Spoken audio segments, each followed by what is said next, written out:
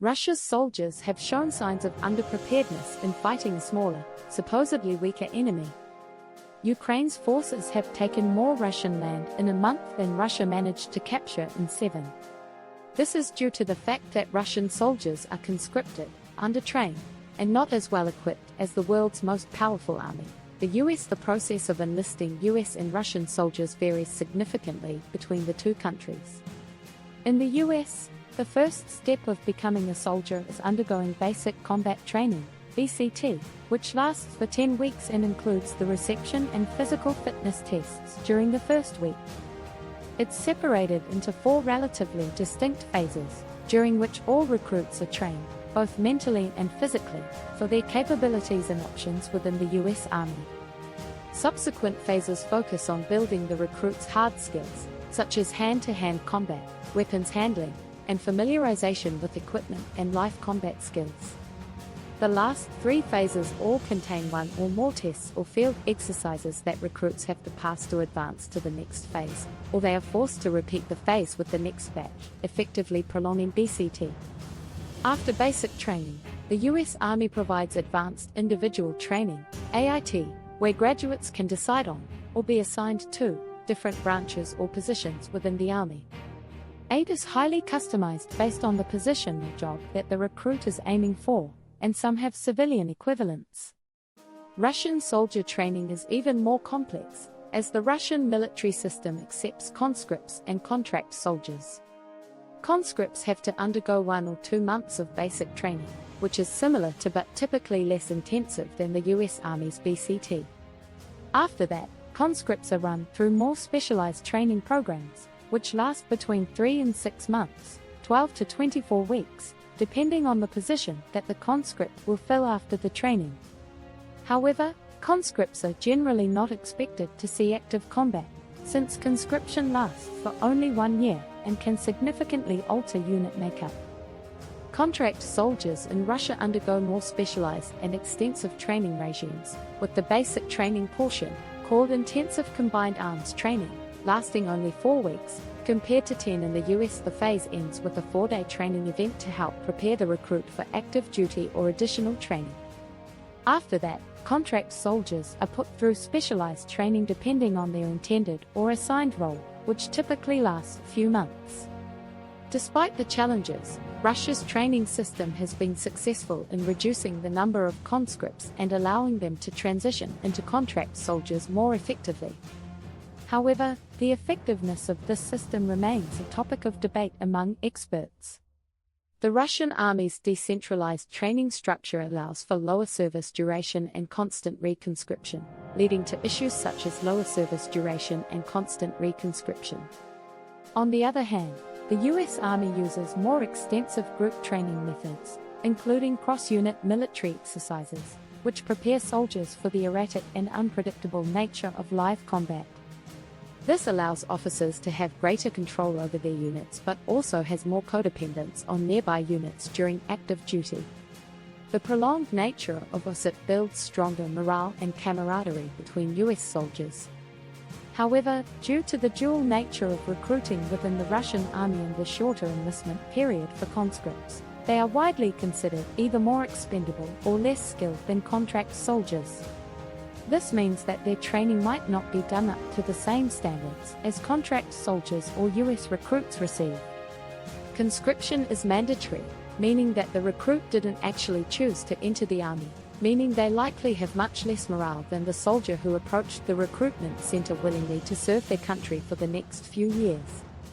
This was evident during the Russo-Ukrainian War, where the Russian army staffed the northern parts of the Russo-Ukrainian border primarily with recruits, resulting in over 1,200 casualties per day and around 70,000 soldiers lost over 2 months. In the US, a soldier is obligated to sign an 8-year service commitment, split between active and reserve duty. The minimum active service duration is 2 years, during which a soldier can be deployed at any time. Soldiers typically serve for 4 years and then get another 4 years of reserve duty. However, a service soldier's commitment only lasts for 3 years, and can be renewed if needed. The stark difference in service commitments between the US and Russian armies means that the US has a significant advantage when it comes to preparing its soldiers for actual combat. With near-mandatory conscription, Russia has a very limited number of people who have actually signed up to be in the army, especially compared to the overall amount of troops. Additionally, conscripts are generally considered less willing and capable, and their initial training experience can vary wildly between units. In conclusion, the US system is designed to create more experienced soldiers who have better bonds with their units. The more centralized training system used for BCT and OSIT allows for more oversight and control over how soldiers come out of basic training and enter active military service. The Russian and American armed forces share similar body armor systems, with the US-issued modular scalable vests with SOP inserts being similar in appearance and shock absorption to the Russian 6B43 and 6B45 vests used in the newest iteration of the Ratnik II infantry kit system.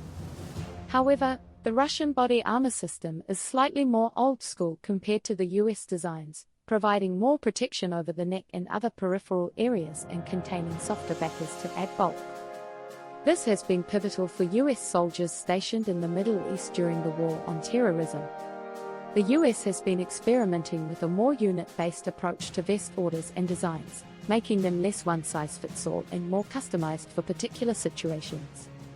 Steel plates have pros and cons over ceramic plates, such as being easier to produce and potentially catching more bullets, but also being heavier and more likely to shatter and spoil upon impact. Weight has been a recurring issue for modern soldiers, but the US soldiers have the benefit of vastly improved gear interchangeability and weight capability due to the modular scalable vests being fully compatible with modular lightweight load-carrying equipment pouches. US soldiers typically carry more gear compared to Russian forces, possibly due to previous instances of modern warfare involving American troops or being on foreign soil. The Russian army is brought up mainly for national defense, despite the irony of it currently invading a neighboring country. The most significant difference in equipment is the standard issue rifle for the armies, the M4A1 on the US side, which is soon to be replaced with the XM7, and the AK-74M on the Russian side.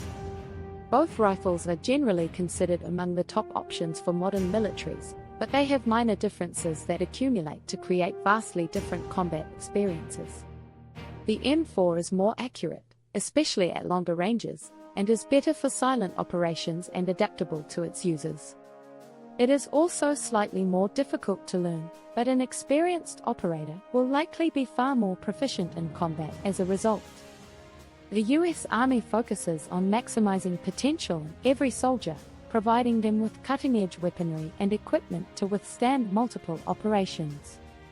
On the other hand, the Russian army is more about sheer numbers and the ability to pick up a weapon and become proficient with it quickly.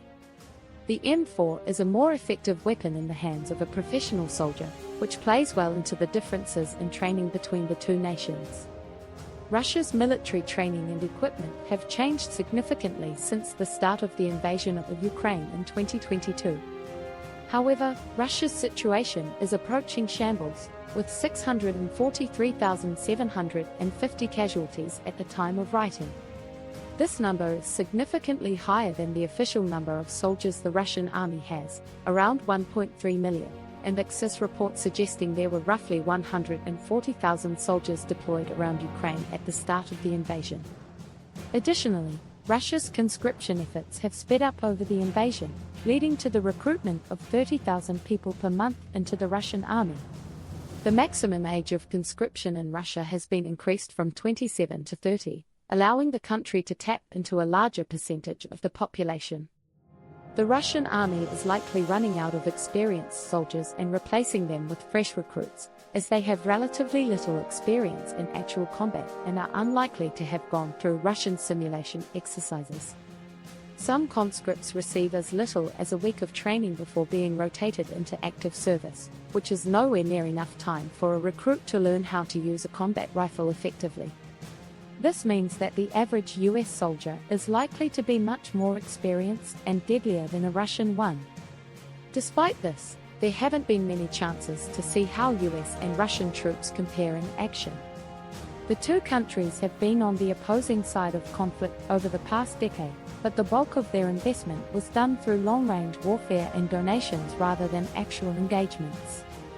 The Ukrainian army has undergone significant transformation since 2015, with training from NATO forces and the US bringing it more in line with Western systems.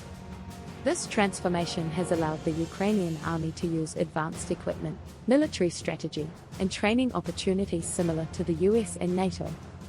Ukraine's experience with losing Crimea in the ongoing conflict in Donbas has given the upper echelons of the Ukrainian army a decade of active combat experience. Combined with the US-based training system, a Ukrainian soldier is perhaps the closest approximation to a US soldier, at least in terms of what Russia is experiencing at the moment. In February 2018, the US Special Forces were called in to provide ongoing support to the Syrian Democratic Forces against ISIS. Meanwhile, the Wagner Group, one of Russia's private military/mercenary companies, seized oil and gas fields in Syria to choke the country's government out of resisting. A team of 40 Special Forces soldiers with 3 M-ATVs and a single Mark truck was set up in a refinery that the Wagner company decided to occupy as their latest conquest. Wagner rolled in with 27 armored vehicles, 10 tanks, and roughly 500 troops. The US Special Forces suffered 0 casualties as a result of the attack, while 9 out of 10 tanks from Wagner were destroyed, with reports suggesting anywhere between 100 and 300 soldiers died. The scene showed the sheer control and advanced tactics that the US Army can use in a theoretical conflict against Russia. Mechanized platoon tactics also play a role in the US versus Russia troop comparison. The US mechanized platoons are more organized and resilient than their Russian counterparts. One of the main differences comes from the military equipment used by the US. The modern armored vehicles from the US are vastly superior to Russia's vehicles. For example, the US uses 4 vehicles per platoon compared to Russia's 3, which means a platoon is out of a third of its mechanized firepower if Russia loses a vehicle. Modern warfare has shown that technological advancement in vehicles and long-range impersonal combat is making a bigger impact. Ukraine is a prime example, bringing Russia to heel primarily with drones and NATO-donated missiles.